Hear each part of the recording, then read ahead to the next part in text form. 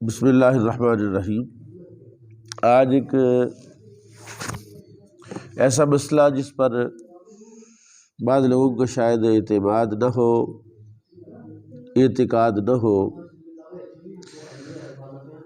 وہ بھی ان کے عدم مطالعہ کی وجہ سے اور ان کے کسی اچھے کامل ہستی اور کی صحبت نہ ہونے کی وجہ سے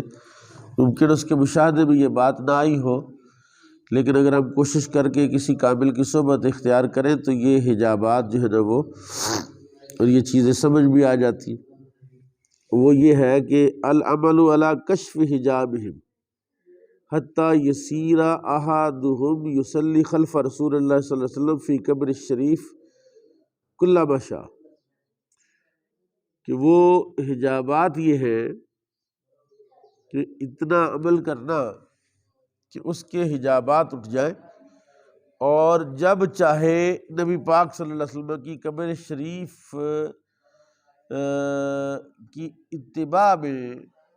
نماز پڑھ سکتا ہے، نبی پاک صلی اللہ تعالی وسلم کی اتباع میں نماز پڑھ سکتا ہے جب چاہے، کلما شاء، جب چاہے ان میں سے کوئی بندہ حضور کے پیچھے فی قبر ہی شریف، حضور صلی اللہ علیہ وسلم کی قبر مبارک کے پیچھے قبر شریف میں جب چاہے نماز پڑھ سکتا ہے۔ یہ بھی ایک آداب میں سے ایک ادب ہے کہ وہ عمل کرے جس سے یہ چیزیں اس کو حاصل ہو جائے۔ وَكَذَلِكَ، اسی طرح یصلی خلف کل نبی علیہ الصلوۃ والسلام، اسی طرح جیسے رسول اللہ کے پیچھے نماز پڑھ سکتا ہے تو اسی طرح کسی بھی نبی کے پیچھے وہ نماز پڑھ سکتا ہے۔ لما واردہ، جیسے کہ وارد ہوا ہے، انہم علیہ الصلوۃ والسلام یصلون فی قبورہم، کہ انبیاء علیہ السلام اپنی قبروں میں نماز پڑھتے ہیں بِاذان و اقامت، اذان کے ساتھ اور اقامت کے ساتھ۔ یہ جو واقعہ حرہ ہے اس میں ایک بات ملتی ہے کہ حضرت سعید بن مسیب جو جلیل قدر تابعی ہے، اس وقت نبی پاک کے روضہ مبارک کے مجاور تھے، تو جب یزید کی فوجیں مسجد نبوی میں داخل ہو گئی، وہاں 3 دن نہ اذان ہوئی نہ اقامت ہوئی، اور وہ جگہ جس کو حضور نے جنت البقیع ما بین بیت و منبر روضۃ من ریاض الجنہ، جس کو حضور نے ریاض الجنہ قرار دیا کہ یہ میرے گھر اور منبر کے درمیان جو جگہ ہے یہ ریاض الجنہ ہے، جنت کی ایک کیاری ہے، جنت کے ایک باغ ہے، وہاں بھی گھوڑے باندھے اور وہاں گھوڑوں نے پیشاب کیا، لید کی۔ اس وقت حضرت سعید بن مسیب کہتے ہیں میں حضور صلی اللہ علیہ وسلم کے روضہ مبارک کے اندر چلا گیا اور اندر سے کنڈی لگا لی۔ 3 دن میں حضور کے اس حجرہ مبارک میں رہا، تو کسی نے پوچھا کہ آپ نمازیں کیا کرتے تھے؟ کہا نمازوں کا یہ ہے کہ حضور کی قبر شریف سے آواز آتی تھی اذان کی اور اقامت کی، اور میں وہاں ان کے پیچھے نماز پڑھتا تھا۔ تو یہ بات کہہ رہے ہیں کہ قد کان سیدی الشیخ ابو العباس المرسی قدس سرہ العزیز، شیخ ابو العباس مرسی یہ وہی ہے جن کا حوالہ حضرت امام جلال الدین سیوطی نے الحاوی الفتاوی میں بھی دیا ہے کہ یصلی صلوات الخمس خلف رسول اللہ کما اخبر بذلک النفسی، انہوں نے نمازیں پڑھی 5 نمازیں رسول اللہ کے پیچھے، اور یہ اس بات کی خبر انہوں نے خود دی۔ وکذالک اخی کان اخی شیخ افضل الدین رحمہ اللہ، اور اسی طرح میرے بھائی شیخ افضل الدین رحمہ اللہ نے کہا وقد کان سید ابو العباس، اور ایک دن حضرت ابو العباس نے کہا کہ یوم لاصحابی، اپنے ساتھیوں سے کہا ایکم یجالس رسول اللہ، تم میں سے کوئی بندہ ہے جو حضور کے پاس بیٹھا ہو، جالس یجالس مجالس، 2 لوگ مل کے بیٹھے، ولا یحتجب عنہ فی لیل ولا نہار، اور نبی پاک اس سے پوشیدہ نہ ہوئے ہوں دن میں اور رات میں، کبھی بھی حضور کے مطلب حضور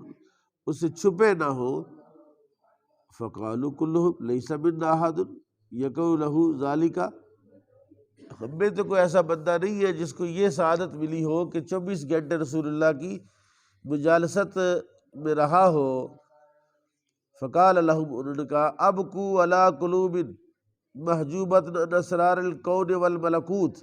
رو اپنے دلوں پر، اپنے دلوں کے حجابات پر رو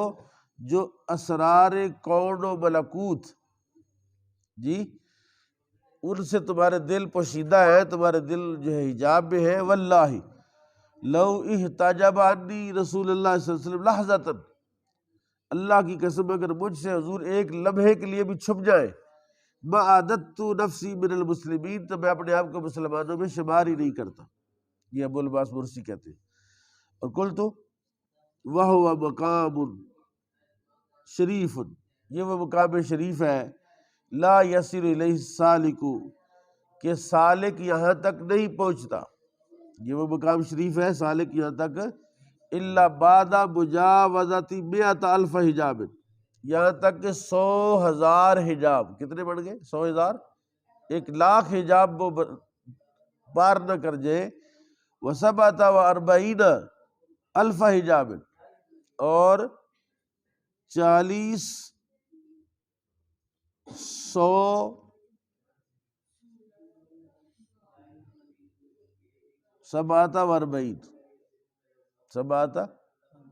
یہ 47 بن گئے، 47,000 حجابات عبور نہ کر جائے۔ و999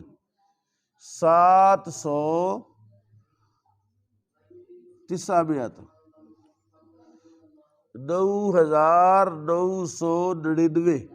حجابات وہ عبور نہ کر جائے۔ فلیس ذالک لکل ولی، اور یہ کسی ہر ولی کے لیے نہیں، کما اوضحنا ذالک فی کتابنا، جیسے ہم نے واضح کیا اپنی کتاب العہود المحمدیہ، یہ کتاب کا نام ہے۔ وتقدم ایضا فی اوائل ھذہ الکتاب، اور اس کتاب سے پہلے ہم نے وہ کتاب لکھی تھی، فاعلم ذالک والحمد للہ رب العالمین۔ یہ وہ چیز ہے، یہ وہ نعمت ہے جو ہر کسی کو میسر نہیں ہوتی۔ میں آپ کو تھوڑا اپنا ایک مشاہدہ عرض کروں تاکہ تھوڑی سی بات سمجھانے میں آسانی ہو جائے۔ اللہ رب العزت کی ذات اقدس کی جو معرفت ہے،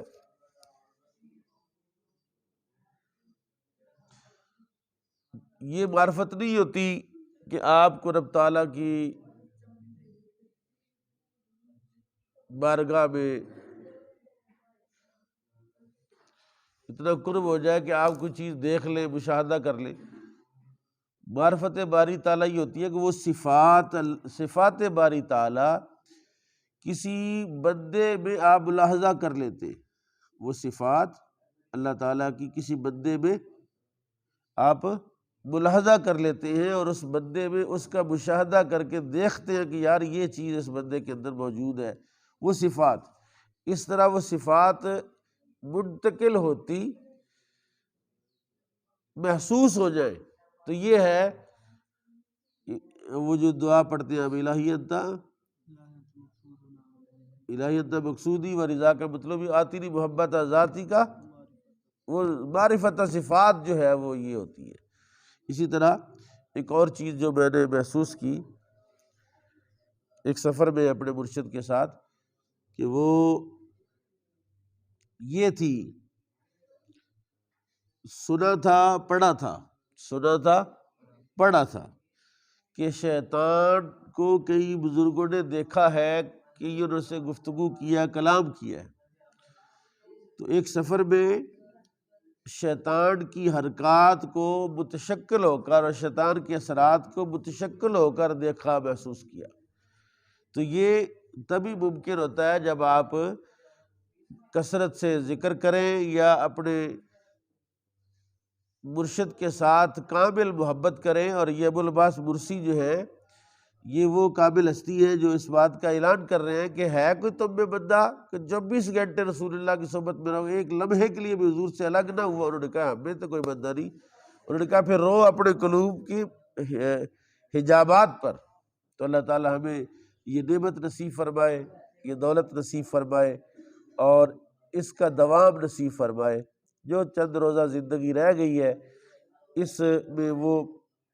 نعمت سے اللہ تعالیٰ سرفراز فرمائے تاکہ ہم شیطان کے حملوں سے بچ جائیں، اس کے وسوسوں سے بچ جائیں۔